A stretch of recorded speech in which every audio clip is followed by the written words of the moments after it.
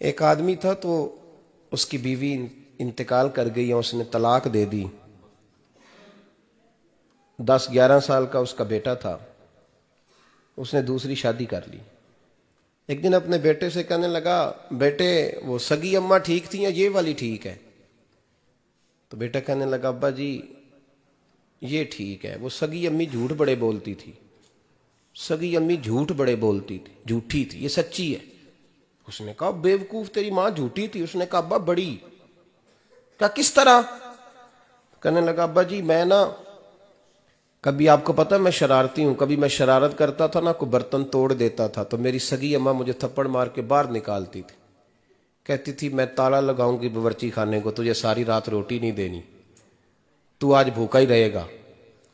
बिल्कुल नहीं देना, सारी रात नहीं देना। बड़े दावे करती थी, कस्में उठाती थी, पर बड़ी झूठी थी। आधा घंटा भी नहीं गुजरता था तो गलियों में मुझे ढूंढने लग जाती थी, ढूंढ के लाती थी, ढूंढ के, और ला के ना तो गलती मेरी होती थी, रोना मेरी अम्मा शुरू कर देती थी, वे ओए मैनू ना सताया कर वे पुत्रा। फिर मेरी मर्जी का खाना मुझे पका के देती थी, मेरी मर्जी का। और फिर मेरी अम्मा मुझे तोहफा भी देती थी।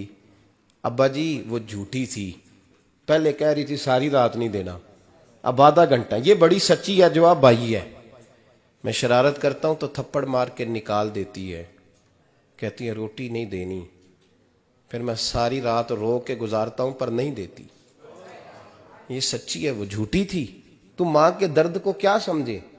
बच्चे तो कहते हैं अम्मा ने हमें कैद कर दिया, अम्मा कहती है मेरी मर्जी से खाओ। और तुझे नहीं पता उसने कैद नहीं किया, वो तुमसे प्यार बड़ा सच्चा करती, और बड़ा सच्चा प्यार करती है तेरे साथ, बड़ा सच्चा। बेटा बर्गर खा के आ जाता है, अम्मा कहती है रोटी खा ले, कहता है नहीं आपने बैंगन पकाए हुए हैं मैंने नहीं खाने। तो अम्मा मिन्नतें करती है, कहती है चल तू दस की खाना है, तेनू सेवियां ना बना दिया, फटाफट दाल पक जाएगी, क्या खाएगा? वो अब्बा जी मेरी तरह करीब से कहते हैं छड़ पर भूख लगेगी तो आप ही खा लेगा। लेकिन अम्मा कहती है इसने रोटी ना खाई तो मुझे नींद नहीं आएगी। तो इस दर्द को समझना, मैं गुलाम हूं एक आस्ताने का, और मैं समझता हूं जो किसी का मुरीद ही नहीं, उस पर तो साया ही नहीं, उसे चाहिए किसी बुजुर्ग का साया हासिल करे। लेकिन भाई ये बात भी बड़ी सच्ची है कि मेरे जैसे पीर के हाथ में 5,000 रुपया नजराना दो ना, पीर साहब दुआ करना, तो पीर साहब ने दुआ पक्की याद की हुई है सबके लिए, रट्टी रटाई, अल्लाह खैर करे अल्लाह भला करे, और सबके लिए रट्टा लगाया हुआ है।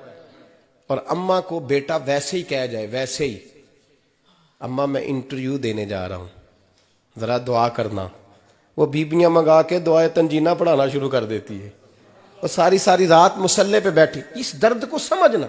और भाई बड़ा वेल ड्रेस बेटा होता है, वेल ड्रेस नौजवान, वो 18,000 का जोड़ा पहनता है, 7,000 का जूता खरीदता है, वो कीमती किस्म की घड़ी इस्तेमाल करता है। लेकिन उसी बच्चे के जब अपने बच्चे होते हैं ना, तो बीबी को कहता है ये ले 10,000 रुपया, बच्चों के कपड़े खरीद ले, मेरे सही है अभी कल ही तो खरीदे थे। और बाप, और तू समझा ही नहीं यार, 30 साल बाप ने जवानी सारी सऊदी अरब को दे दी, लेकिन तेरा ख्याल रखा।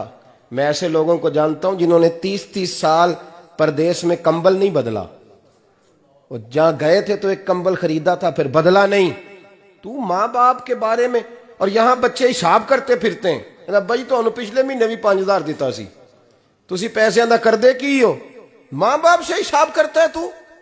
तिरमिजी शरीफ के लफ्ज है, एक सहाबी ने आके अर्ज की, या रसूल अल्लाह पैसे विरासत के नहीं, मेरे अब्बा जी ने नहीं दिए मुझे, और मैंने खुद मेहनत करके कमाए, अब मेरा अब्बा मुझसे पैसे मांगता है तो क्या करूं, और मेरे हैं, मैंने कमाए हैं, अब्बा जी ने नहीं दिए, विरासत नहीं, हिस्सा नहीं मिला। हुजूर मेरा अब्बा मांगता है तो मेरे लिए हुक्म क्या है? तो नबी पाक ने फरमाया, क्या कहा तुमने, पैसे तेरे हैं? कहा हुजूर हाँ। तो फरमाया अब्बा किसका है? कहा या रसूलल्लाह मेरा। तो फरमाया अगर तू अपने वालिद का है तो तेरी हर शय तेरे वालिद की है, तू भी तेरे वालिद का है तो तेरा माल भी तेरे। मां और बाप ये तो हुस्न है जिंदगी का, ये तो वकार है इंसान का। जब तक मां बाप का हाथ पकड़ के चलोगे ना, रास्ते सीधे रहेंगे, और जिस दिन उंगली छोड़ के सड़क पे निकलना पड़ा ना, सर चकराने लगेगा। याद रखना, ये बड़ा मुश्किल